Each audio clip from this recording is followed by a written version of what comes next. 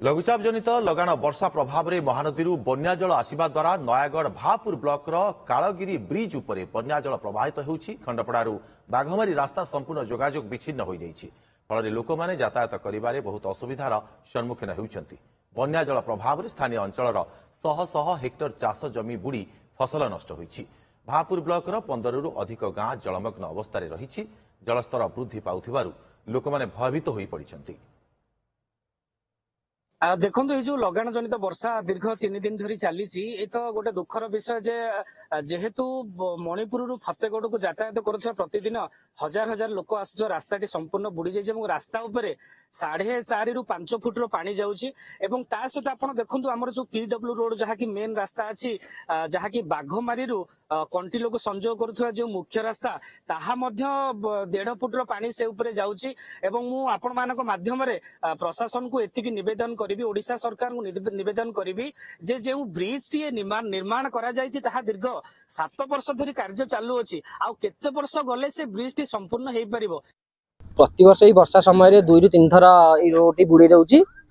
जिला प्रशासन कहवा द्वारा सी प्रति वर्ष बुड़ीवा रोडा बुड़ीवा द्वारा से खाली केवल गोटे लंच पठे दौसुनी आउ रिलीफ फिलिफ किसी ना यपट आसिक देखिए पलाउनी सबुथर हाँ हाँ करके किसी गोटे स्थायी व्यवस्था पे करना बन्या आश्रयस्थली कि हाईस्कल पिला पाठ पढ़ी जावाक असुविधा ये जिन सब असुविधा पानी रोड ऊपर तो 5-6 फुट रही। गोटे लंच अच्छी से जहाँ जावास 8-10 जन थे करुनी पुणी सी 4-5 थर जावास कर समस्ते से सुविधा उपलब्ध कर मेन तो स्कूल पिला माने जाई पारना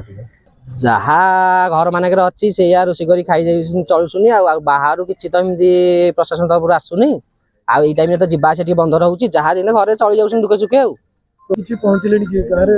काली शुणा जाऊला कौन बाचस्पति सुषमा पाढ़ी